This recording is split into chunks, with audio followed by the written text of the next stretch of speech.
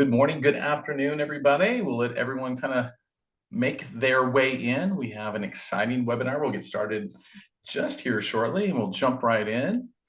Thanks, everybody, for joining us. All right. Well, I think we're going to jump right in just for the sake of time. We're a couple of minutes over the 12 o'clock Central Time hour.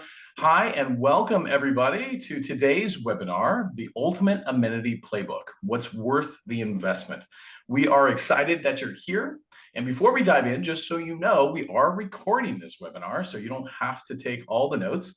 You're welcome to if you'd like to as well, but we are recording and we'll be providing it to the attendees after this webinar. And I am Tony Sousa. Nice to see everybody. I'm a huge fan and a partner of WithMe, home of Print With Me and Sip With Me.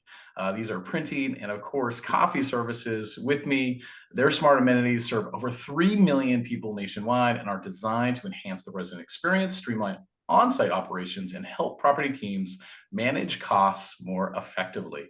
WithMe is also the creator of the Multifamily Excellence podcast, and I am super excited to guest host the podcast in future episodes. So be on the lookout for that as well. And on the podcast, we will be exploring the ever-changing world of multifamily housing.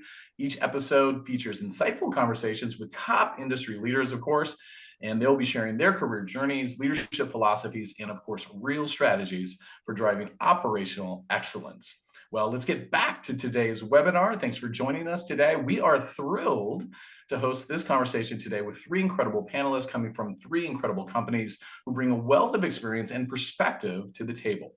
We'll be sharing their expert takes today on what amenities truly are worth the investment and how they go about choosing what drives real value, both for residents and the bottom line. We'll open up everything with Q&A at the end. So go ahead and type your questions in throughout the webinar. We may not be able to get to your questions during the webinar, but we'll try to get to all the questions at the end. So feel free to jump in that chat with your questions as well. So at this time, I'd love to introduce to you the panel we have on today's webinar. Panelists, now for the sake of not butchering your names and not butchering your titles, God forbid, I will allow you guys to introduce yourselves. Elizabeth, we'll start with you. Hi, everyone. Thank you so much for joining this morning or this afternoon. My name is Elizabeth Nesler. I am a regional vice president with Bozzuto Management Company. I have been with Bozzuto for about 10 years now, and I oversee properties in the Chicago and Minneapolis markets. I moved to Chicago in 2007 and have been in the property management industry ever since. That's awesome. Courtney, we'll jump over to you. Hi, welcome everybody. Super happy to be here today. My name is Courtney Richardson. I'm a senior portfolio manager with Cardinal Group Companies. I've been in the industry for 18 years, born and raised in Denver, Colorado. I've been on both the market rate side of the house and most recently on the student housing side. Very happy to be here. Well, it's great to have you as well. And of course, last but not least. Hi, good afternoon, everyone. My name is Kristal Ricks. I am a regional property manager with Greystar. So excited to be with you all this afternoon. I've been in the industry a little over 13 years. Have a mixed portfolio of both stabilized as well as lease-up properties that span across several counties of the Maryland area.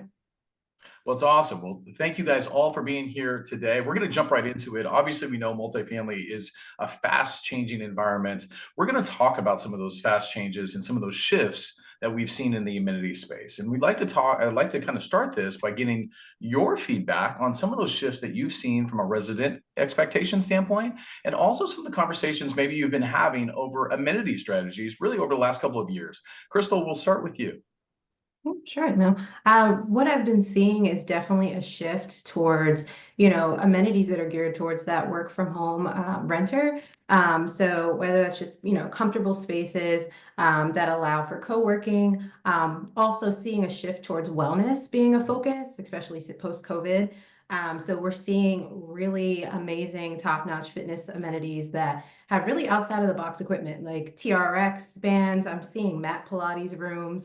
It blows my mind, and I'm a big fitness fanatic, and a lot of our residents are too. So Yeah. Have you seen it shift kind of from the conventional weights or free weights into more kind of open space, different types of, we'll call it like CrossFit type exercises?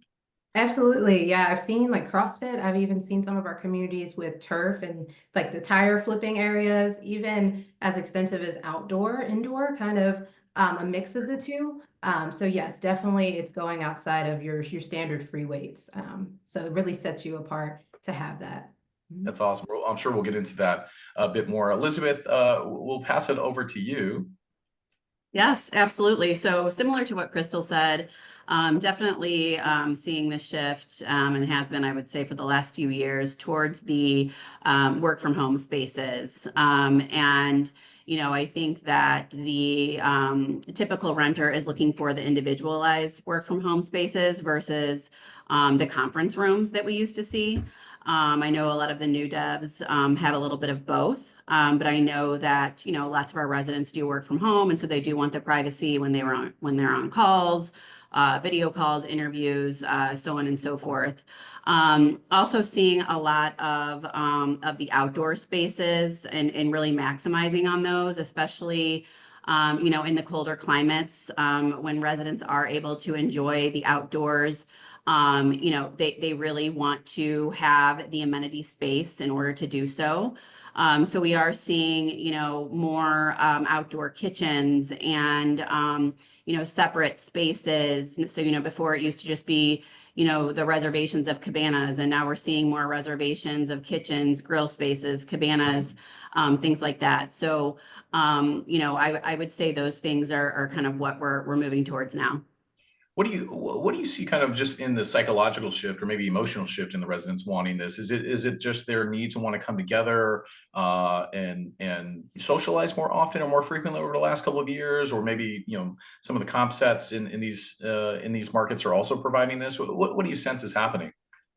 Yeah, I would say a little bit of both, especially since, as mentioned, a lot of our renters do work from home. And so, having that ability to, step outside the building and just, enjoy the fresh air, pool, grill, socialize with friends, it is very, very important.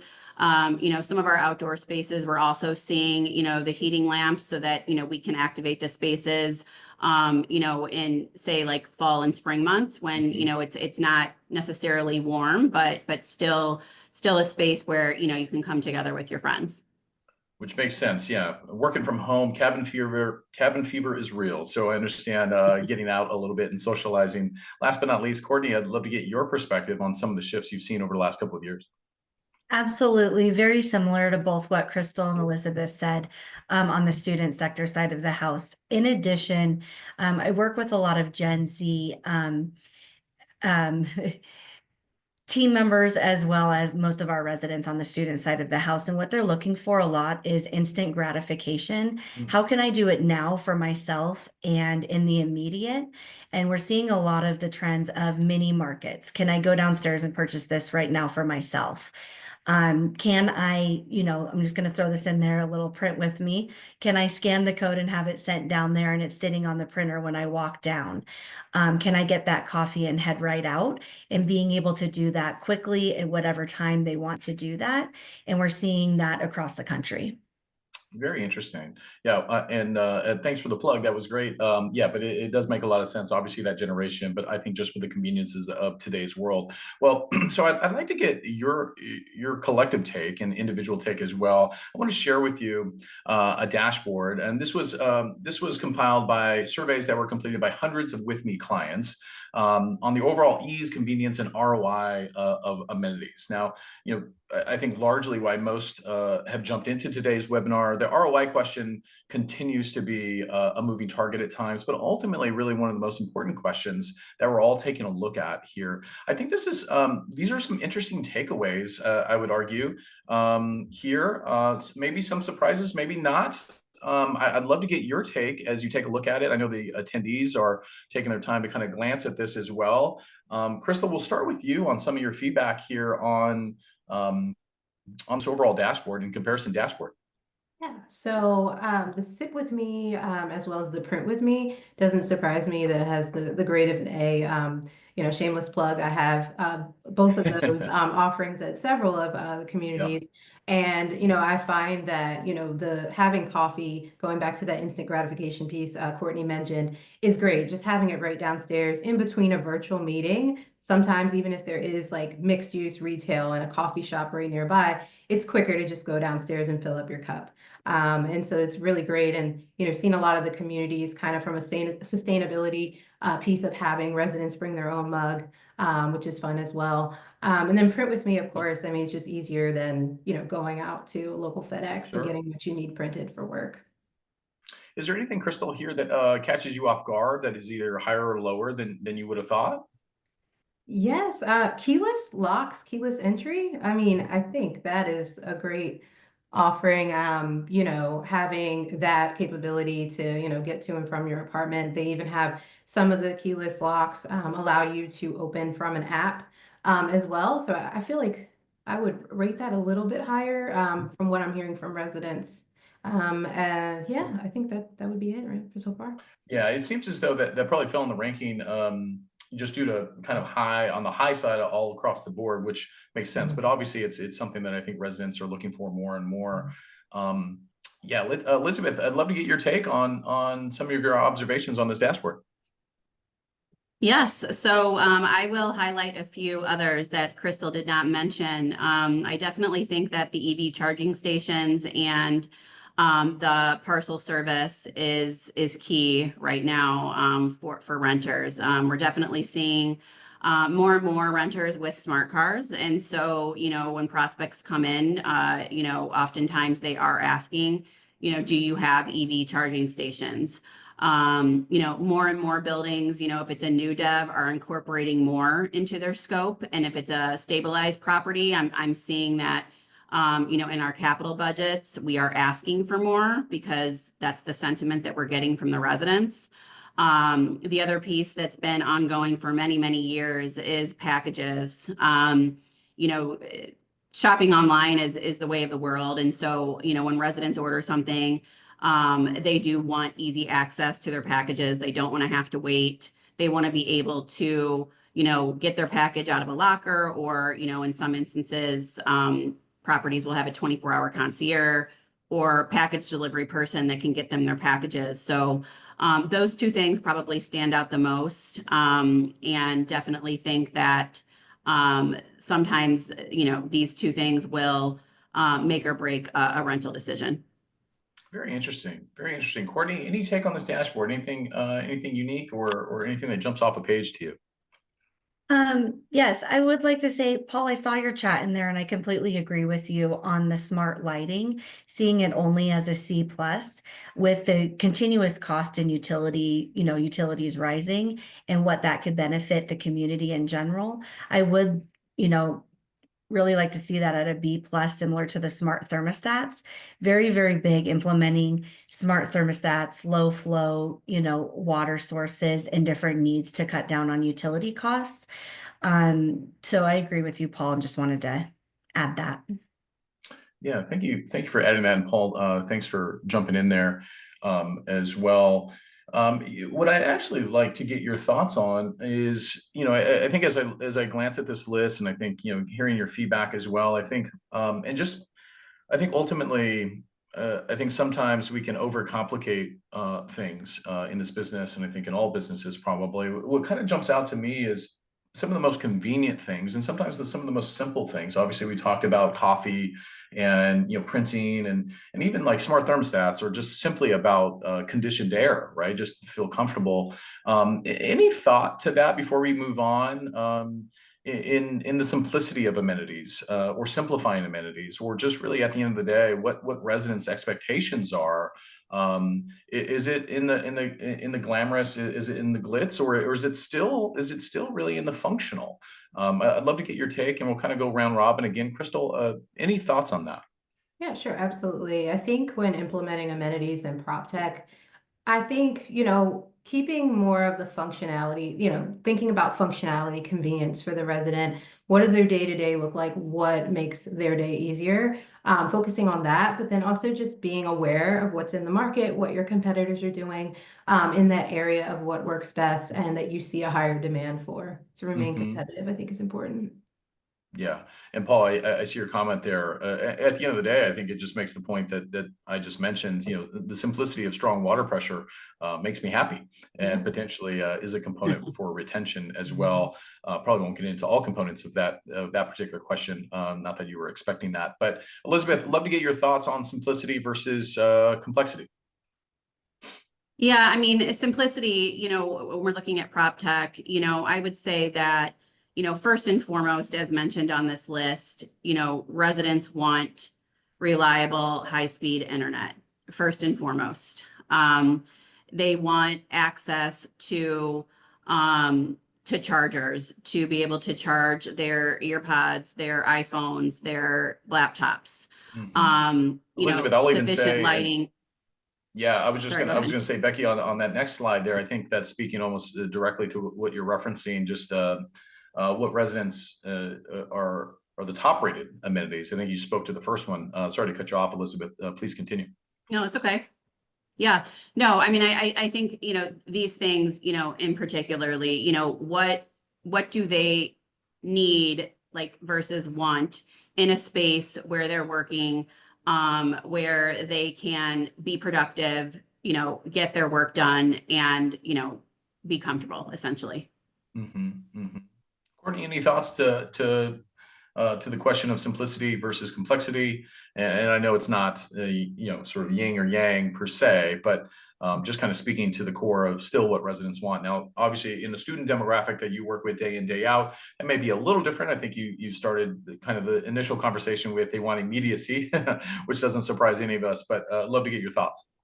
Yeah, in addition to self-gratification, there's been multiple surveys recently on the student side of the house, and they're looking for something similar to what both Kristen and Elizabeth noted too, and that's comfort and emotional connection and feeling a peace of mind in their home. And so, Tony, I think bringing it back to, the simplicity and that comfort and really getting back to the basics of what do we need is key. It's interesting. It's really kind of the metaphor of the pendulum swinging, right? And I think our industry, those who are adding value to assets in rehabs, and of course those building new assets, trying to predict, what the future is going to be and where those residents, almost emotionally to the point that you just made, where they're going to find the most satisfaction and enjoy their community the most. Great points that you guys made. Let's talk about really something I don't call controversial, but worth noting. Maybe some of the things that aren't worth the investment. I'd be curious to get all of your take here. I think probably everybody listening, I assume, would have an opinion about this. Us operators have a lot of opinions about a lot of things. But I'd love to get your thoughts. Kristal, we'll start with you. What have you seen sort of implemented either in new development projects or, of course, in value add projects or rehabilitations of assets that maybe have just fallen short of delivering top ROI? Sure, absolutely. The ones that stick out to me the most, I would say, would be the outdated, larger business centers without privacy for co-working, as well as theater rooms. So kind of to combat that, I mean, the theater rooms, what we've seen is we've had some of our clients want to convert those into a game room. We really don't see them get reserved, outside of any big sports games or series watching parties that our residents might have. And so really reusing that space or making it into additional co-working spaces is what I see that's not working, but we've been pivoting to make a usable space. What do you sense is happening? And Elizabeth, I want to get your thoughts on this because I think you've talked a lot about co-working spaces and others. So I'm curious your take on this as well. But Kristal, we'll stay with you. Just in the large business centers, do you sense it's just kind of a nuance that residents aren't bringing in sort of big business meetings to their communities anymore, and they're utilizing sort of the business function, if you will, of amenities as more solopreneurs or work from home? Do you sense that that's just kind of a shift in preference of residents? Yes, I think it's a combination of not really having larger meetings, more so or solo working experiences, but I also think it's just the privacy factor. Most of the the outdated, business centers that we do see on some of our older assets, it's typically kind of like library, what's it called, computer lab situation, where you'll have your individual PCs, and then you might have a printer there, and it's really just more open. Yeah, yeah, and it really, my sense is kind of where we're gravitating to, and I want to get your thoughts on this, Elizabeth, is just privacy over open space, which I think has been an interesting trend because a lot of communities were built, we'll say 5 to 7 to 10 years ago with that open concept, even apartments as well. So it's interesting to see that shift. Elizabeth, I'd love to get your thoughts on this. I think you probably have a lot of opinions about co-working space and business centers and anything else that you're seeing that maybe is falling short of ROI being able to deliver. Yeah, absolutely. I definitely do agree with Kristal with business centers. We don't need those. I rarely see anyone using the property laptops or desktops. I can't remember the last time I saw that. So, you typically don't see that anymore. The other thing that I think I kind of mentioned before was conference rooms.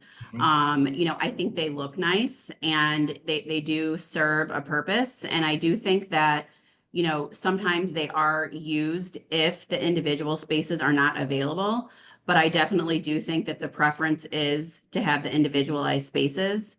If a building is going to have a conference room, I would certainly only recommend having one. I don't think that multiple are really ever necessary. I did also see something in the chat about golf simulators, and it was something that I was discussing with coworkers yesterday. Those definitely do seem to be trending right now at many buildings. I will say, though, that I do believe that there is a specific demographic for those. I don't think that they are necessary or something that certain demographics want to see or would utilize. I have a property in Minnesota that has one, but it's also a property that is literally like right across the street from a really nice golf course. So obviously we're trying to attract renters that enjoy golf. So with all things, I think you need to consider. Yeah. Yeah, I see what you're saying. You want to get some practice swings in before you hit the 18 hole course. Very interesting. Courtney, thank you for sharing, Elizabeth. Courtney, any thoughts to this in regards to some of the things you're seeing on the student side or in your experience? What really hasn't panned out to be worth the investment? I mean, I completely agree with both Kristal and Elizabeth on this one. It's those big study computer labs. It's not worth it anymore. Everyone has their own laptop, right? We don't need those desktops sitting in there. And a lot of the work from home, probably just like most people on this call are doing Zoom meetings or meeting with people individually. And that's why we're seeing that more privacy need and kind of the different cubbies and little private areas versus an open space. People aren't bringing in 15 coworkers to have a meeting in the space anymore. I'm not sure if they ever really were, but definitely seeing the same thing. Yeah, no, I think it's been an interesting trend towards sort of we'll call it sexy amenities or amenities that look grandiose and big and full of use if possible, but ultimately probably weren't being used to its full capacity.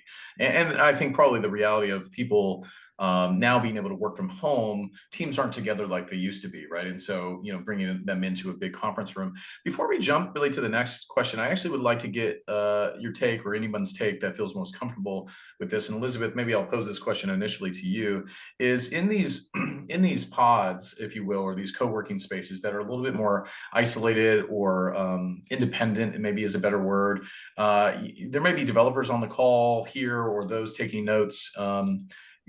In those areas, is there anything you recommend having ample amounts of? And what I'm referring to is electrical, USB plugins, I think HDMI, plugins, things of that sort. Is there anything really granular that you'd like to share in regards to, as you guys look at these spaces, what could be really impactful for those individuals using this? And just making obviously some short assumption that today's resident is a bit more tech savvy than they have been over the last 10 years. I'd love to get your take. And again, we'll kind of, get everyone's take on this as well if they have any specific feedback. Sorry, Elizabeth, to put you on the spot there. No, that's fine. I think, first and foremost, soundproof. And just making sure that Privacy. if there are individual spaces that, you're not talking over each other, that's the last thing someone wants to have to worry about when they're on a call. And then just being mindful of where these spaces are identified in the building. You certainly wouldn't want to put a work from home space, which is meant to be quiet, right outside the gym.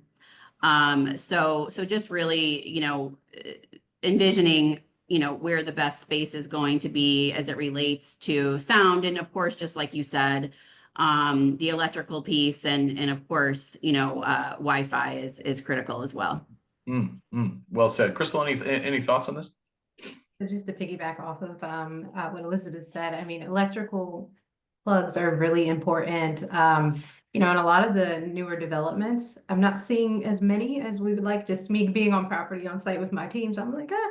So putting more in there, I've seen a lot of our newer developments actually adding the outlets now to the soft seating and the furniture, in some of the tables and the desk areas and different things of that sort. So I think that's really important. And then I would also say thoughtful soft seating available and places to sit, just because you are on those virtual meetings, sometimes for a long time. A lot of residents are spending the majority of their time in the amenity spaces. So just thinking about the resident and what would make them comfortable. Well said. Courtney, I assume you probably agree with all of this, being in the student sector that you are. Courtney may even say times 10, as many outlets and plugins as you possibly can. I'm curious to get your thought. And then also, to Jason's question in the chat, I was actually curious, and I meant to ask you about not so much maybe a golf simulator, but sports simulators, specifically for student housing, maybe for student athletes, things of that sort. Kind of a two-part question, if you're willing to answer that. I know it wasn't a part of the prep, so bear with me. Absolutely. I'm seeing a lot. So going back to the electrical and charging stations, there's a lot of new portable charging stations that can be movable, that are kind of like long devices, so to speak, that you can move around to these different soft seating areas, which I've seen very helpful. Are you talking about like plug-in hubs and different things of that sort that are mobile? They're mobile and they're sleek. They're not big and bulky like they used to be. So having a lot of those like in the office or in areas for people to access and move around as need be, I've seen be very, very beneficial. Also on the student side, whiteboards have always been a thing. If you're going to meet with a couple of people and you're going to brainstorm and jot things down, there's a lot of different portable options now that move around. I've seen a really cool one lately of a table that also turns into a ping pong table. That's all whiteboard capable. That's been very trendy lately, kind of going into the sport aspect of it. A lot of interestingly enough, pool has been making a comeback in the Gen Z world. Are you referencing billiards? I'm referencing billiards, yes. Interesting. Okay, talk to us about that. I don't know if it's, it's very cost effective, something for people to get together with their friends and enjoy. And I've seen a lot recently of resident events surrounding pool and billiards tables. And so I actually think that they're making a comeback on the student side of the world. That's interesting. I think the student investor, asset manager, or operator should go reach out to conventional properties, because I sense that they're trying to find homes for these billiard tables. It sounds like the student sector is open to that. Well, I gather that was sort of your answer to some of the sports simulation question. It looks like we're getting a question in, Lauren, and again, we're kind of rolling with this here, so bear with us. I know we said we'll get to the questions at the end, but these feel appropriate probably for the questions or the answers that we're talking about. Upgrading our sports court to pickleball basketball courts, which makes a lot of sense as well. Are you seeing, Courtney, and we'll just stay with you here, just with the student side, and then maybe we'll rotate on through pickleball, all the rage, sort of this combination of tennis and ping pong is what I call it to my family. Are you seeing pickleball really kind of emerge, Courtney, on the student side? We are. I don't think as much on the conventional side, but it is very trendy, and I think that people are interested. And to your point, Lauren, we are looking at a lot of tennis courts, basketball courts, indoor areas, and converting those into pickleball, but also opportunities to have them remain as basketball, because if it is trendy and it flips back to the other side, that it can go one or the other. Very interesting. Gals on the conventional side, Kristal or Elizabeth, is pickleball, are you starting to see conversions there? Is it demographic based, or are you seeing it on the conventional side? Yeah, I think it's demographic based. I've seen probably more bocce ball more recently. Oh, bocce ball. Yeah. At some of the conventional properties. Although I know that, pickleball is definitely something that is All the trending rage. amongst, yes, several age groups, if you will. So, I think, with those, again, I think you have to be careful because it's typically not something that's going to be enjoyable for the residents for forever, just because, in and out trends change every single year. So, I think just being able to, reimagine the space, keeping that in mind is important. Yeah, and it seems to be, I mean, to your point, I think it seems to be an easy conversion if you are still, dealing Yeah. with the tennis court and people aren't playing tennis. Obviously, that's draw some lines and freshen up the pavement there and call it a day, right? Call it a new amenity. Kristal, any thoughts on this as before we move on to the next question? I agree with Elizabeth that, being thoughtful, is a pickleball court timeless, or is it more trendy? Just thinking that through. I had one community with one, and it wasn't super successful at first, but I found that with a little bit more resident programming, so really, spreading the word through, either social media or really community engagement with, competitions or what have you, really kind of, helped advertise it a little bit better for residents to use. Yeah, I think the point that you make, and really one that we haven't touched on yet per se, is every amenity really that you consider can work. It's just a matter of messaging, but also activating the space. We talked a little bit about that before. Let's talk a little bit about how to make some smarter amenity decisions. I'm sure you and your team, both on the ops side, as well as your team of asset managers, investors, developers as well, come to the table. And I think for those listening, we'd love to hear your thoughts on how you and your team, kind of behind closed doors, if you will, go back and assess that ROI of these amenities, what's working, what's not, and feel free to be as granular as you'd like to be. We'll kind of go back in through the other way. Courtney, we'll start with you here. Thanks, Tony. Going back to, after the pandemic, a lot of people were looking for comfort and a lot of outdoor space. Being outside, being able to breathe that fresh air has been huge. Something that I'm seeing a lot that has been a great return on investment is Zen gardens, and utilizing Zen gardens for multiple facets. You can do outdoor yoga, right? And you can have communal gatherings. You can do poetry. You can do tea hour. You can also just call it quiet time, and it's just a place for somebody to go out and read a book. I know that well. I have 4 kids, so I know quiet time. Yes, everybody needs quiet time. That in conjunction with outdoor fitness areas, especially in, some of those warmer tropical markets, of being outside and having that sun in addition with the workout and the yoga has been great recently.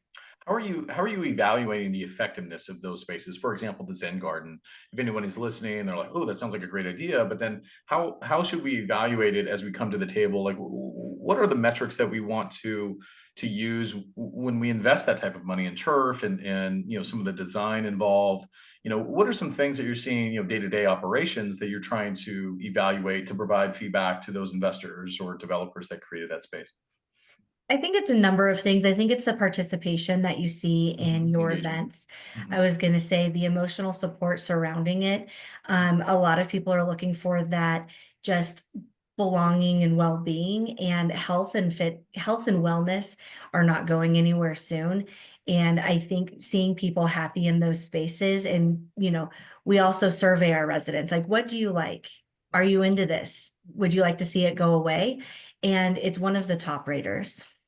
Yeah, that's great. I think that's probably something that we haven't mentioned yet that I think is crucial to getting that feedback is direct questions in a survey form. Keep in mind, probably best practice is, keep those questions, 10 and less or even 5, right? To get key feedback.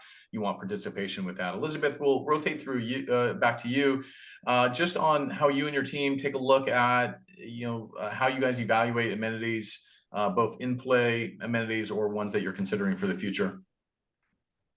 Yeah, absolutely. I mean, I think Courtney just mentioned, for a stabilized building, looking to the residents, what do you want to see more of? What do you want to see less of? If we were to, add more, say, Pelotons to the fitness center and remove, some of the rowers, how would you feel about that? And, the residents, will give you their opinions. So I think They that's the will. best way to figure it out for a stabilized building. For new devs, it's really just doing your market research and, figuring out, who your target demographic is, looking at your comp set and then, identifying, okay, who are the top 5? Like who am I really competing against? And, what is a necessity or what are the necessities have in this building in order to be competitive? And then maybe, what are a few things that I can incorporate into my building that they don't have that will set us apart? Interesting. A lot of interesting things there. I find just the trend in our industry, tell somebody 15, 20 years ago that we were going to ask residents what they want. That would have been thought of as crazy, right? Like we know what they want. We're going to deliver it to them. I think it's becoming much more sort of collaborative and transparent. And I love the fact that both of you have talked about that in that way. So that's cool. Just a quick question on some of those surveys that you've seen over the years. I assume you've been caught off guard with thinking this amenity I thought was going to hit, and the survey said we don't like that and we want more of this. Is there anything, again, pardon the question, I know we didn't go through this, but was there anything that has ever caught you off guard in that way? Yes, I remember, gosh, it's probably been about 10 years ago. I was working at a building that had a few hot tubs, and they were, older. It wasn't like what you're seeing now, these luxurious spas with like the hot tubs and the saunas and the steam rooms. And I think that's a whole other thing because I think people are really kind of gravitating towards those things now too. And I think if you put it together well as a spa, it works. But this was where, there was just 2 hot tubs and kind of a rundown spa area. We surveyed the residents and said, how would you feel if we removed, the hot tubs and, expanded the fitness center? And at the time, now mind you, this was 10 years ago, the residents were like, oh my gosh, do not remove the hot tubs. Like, we love them. Like, please, please, please. We're never in them. Definitely. We're never in them, and they unfortunately aren't operating very well consistently. But do not Yes. remove them. Exactly. So that was definitely eye-opening and not what we were anticipating hearing. So Interesting. Just while we're here on hot tubs and potential saunas, any thoughts to Megan's question there about infrared saunas? Have you heard anything about that yet? Red light therapy is the jam. So. I have. It's definitely been spoken about. I cannot speak to any of my properties or any of my counterparts' properties that have done that yet. But certainly wouldn't be surprised if that is up and coming. Yeah, Megan, that's a cool suggestion there, and I think super forward. Definitely very 2025 of you. So kudos to you for me thinking that far ahead. Kristal, same question to you. You and your team, as you guys kind of go to the drawing board a bit and assess either in-place amenities or future amenities you plan to roll out. Yeah, for sure. I guess I can just speak on one that actually we thought was dated, but then we surveyed our residents and they were like, oh no, we actually like that. So it was a garden style community where there was a car wash station, and we were just like, we didn't really think it was that important because I didn't really see it getting used. We surveyed the residents and they were like, no, let's keep it. So that's one that, I was a little surprised that people still wanted to do, especially with all the car wash memberships and things. But yeah, nothing else really at this moment sticks out to me outside of what everyone else Yeah. mentioned. So. Yeah, I think we've exhausted this quite a bit, so understandable. Let's jump over to and hopefully it's top of mind for you, some success stories that you've had on implementation of an amenity, and assuming it was maybe done through thoughtful consideration and review of a potential ROI of that amenity, and maybe not. Maybe a little fun twist to this is maybe a success story that you didn't see coming, but was very successful and really engaged the community as well. So, Courtney, I'll start with you at this point and get your thoughts there. So I reversed it a little bit because I really wanted to talk about the Zen garden here. Yeah, talk about it. Yeah. But in conjunction with that, we're seeing a lot of, I know it was a trend a couple of years ago, and I think it's still pretty big, is outdoor gardens and outdoor kitchens in those spaces. I think outdoor is a big player in the field, as well as dog parks. I think that a lot of people just want to be outside. So all of these outdoor areas have been very, very successful in the last couple of years. And then I wanted to touch on the infrared. I know a lot of new dev is looking into cold plunge, sauna, spa areas. I haven't been a part of one actually yet, but I know that it's a big trend and a lot of people are talking about it. So I think it is very forward and probably something that we're going to see within the next year or two. Very How long cool. they'll last, I think to Elizabeth's point, like, is this forever? Is it timeless? I don't know, but it's very trendy. Yeah, I think the reality is, I think anything in a brick and mortar business like real estate, it's hard to say anything will be timeless. Hopefully, the building will withstand and be as timeless as possible. But ultimately, I think amenities and even upgrades to units will change. And what is that cycle? 10 to 15 years of updating those amenities is probably par for the course, and probably partly you build in your capital expenditure budgets as well, with those durations. While I have you here, Courtney, you mentioned dog parks. Jerry Ann was able to provide us a question you may have seen there. Any feedback, advice, experience with dog runs or animal play areas? Sounds like you're positive feedback from those areas. Main feedback is just having seating for dog owners and water stations. I know it was very trendy and big to have all of these gadgets within the area, like dog, jumps and like for all these well-trained dogs to be doing tricks. I'm just going to say I've looked into it multiple times. I haven't had the most success. I will say that I don't think that the cost is worth the investment at the end of the day. And these dogs are really not going up and down, that scale. So I would just save your money on that and invest in portable water stations. I've seen a lot of really cool things where the dogs can like hit their paw on it and water comes out if you have the capability to connect water. But seating and water. Stay away from the toys is my suggestion. I'm actually glad. I feel like we don't talk enough about these dog jumps and activities we have for these sweet pets of ours that aren't fully trained to do all the tricks. Cute idea, I think, over the years, but probably don't get used as much. Courtney, thanks for being honest and thanks for your perspective on that. Elizabeth, we'll pivot over to you just in regards to any success stories that you've seen on the amenity space.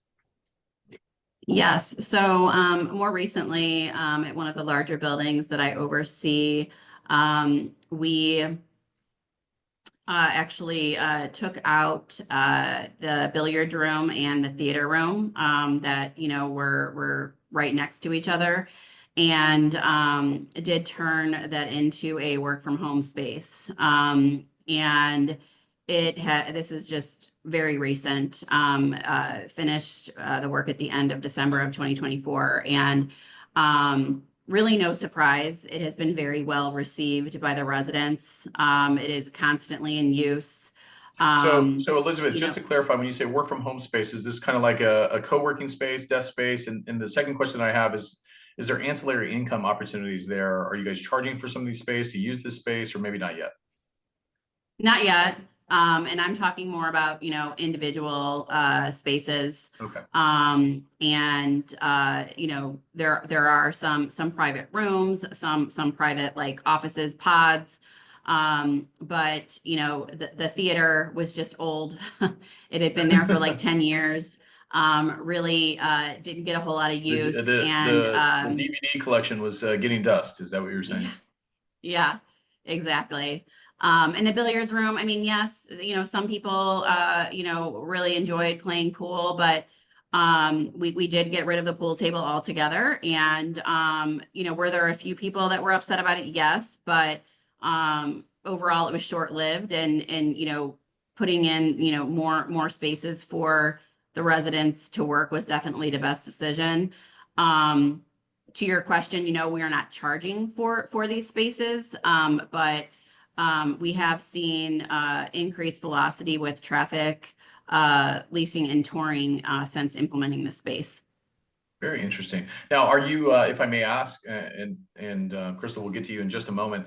Elizabeth, are you and your marketing team marketing the community differently now? I assume, and I ask that because you just referenced traffic has picked up, right?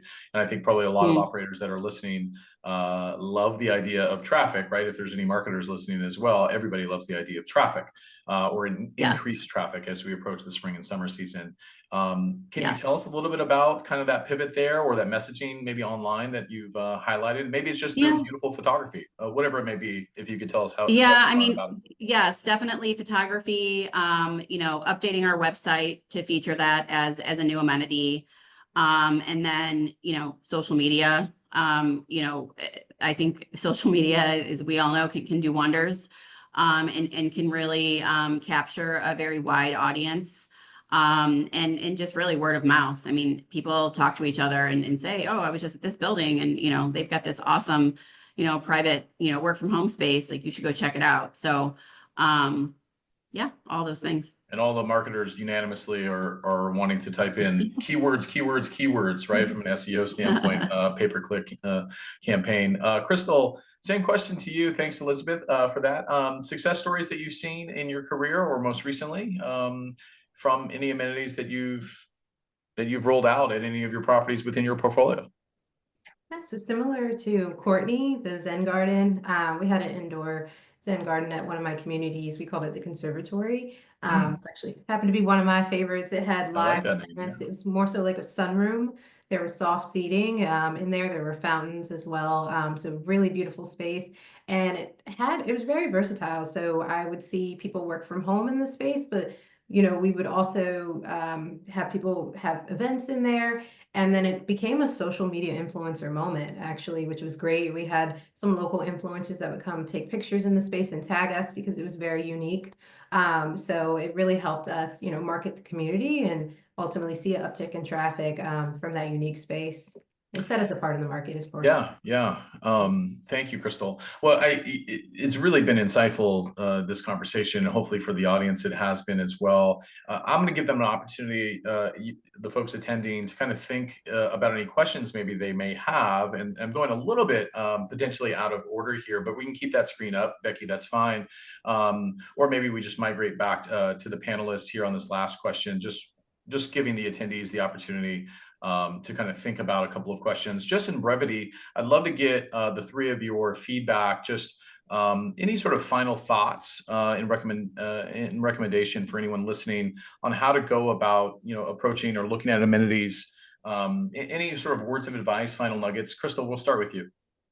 Sure, absolutely. I think being thoughtful overall with your amenity selections for your communities, keeping up with market trends and what's going on in the world and what the resident really is looking for, I think is super important. I mean, we see amenity wars going on from community to community with some people. Amenity wars and tariff wars, we see it all. Yeah, I mean, some people just trying to go crazy, and sometimes simplified approach and what is functional is the best way to go. I think it's a great point. My experience has also been that I think residents appreciate thoughtfulness, and I think they really they can see it more than we realize sometimes. So taking the time to put in that thought. Elizabeth, any thoughts? Any final thoughts for us? Yeah, I would just say, do as much research as possible. And, I would get, opinions and, viewpoints from several different folks, whether that be a developer, a designer, you know, a regional manager, a property manager, because, you know, often you find that, everybody has such different ideas and creative ideas that, you know, you can utilize those to come together and really think of things that, you know, maybe one person thought of that the other one didn't. So again, just really being open to feedback and keeping the lines of communication, and just staying up to date with what's going on. Yeah, I mean, it seems like there's a balance of staying on trend, but not being too trendy. I think that seems to be a theme that we talked about, right? Staying on trend, but not too far ahead, because unfortunately, sometimes trends don't pan out. Although this red light therapy has been around for a little while, and I think continues to be around. So I say that because not that my wife is doing it in the other room, but she may be doing red light therapy as we speak. So, so next up, Courtney, it looks like you got a question there, but I'll allow you to kind of summarize with your final nugget of information. But it looks like you also got a question from Stephanie there. So, but I'll let you start with your kind of conclusion or words of advice. Well, in conjunction with Kristal and Elizabeth, I think just echoing that and paying attention to each individual market as you're doing so, right? Because what's going on in New York is going to be completely different than what's going on in North Dakota, and really taking into account what are these different areas, you know, seeing, and what's, you know, direct the right goal towards these people and what they want. So really utilizing the market condition and the area geographically to make your decision as well. Sounds like the geographic area you're suggesting is going to be really a big driver for what's going to be relevant in your marketplace. So Stephanie, it looked like she asked you a question you may have seen there. What's one amenity for student type housing that's requested as a whole?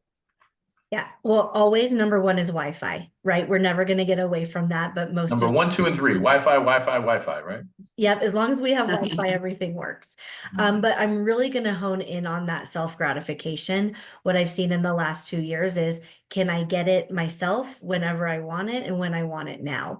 So again, going back to those mini markets, we've seen mini markets of, you know, from a salad to just bread and milk to, can I check out a scooter whenever I want to, down to the, can I print by myself whenever I want to 24/7? Can I get a coffee?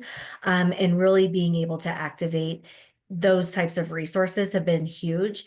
And again, going back to the health and wellness, fitness room and Zen spaces.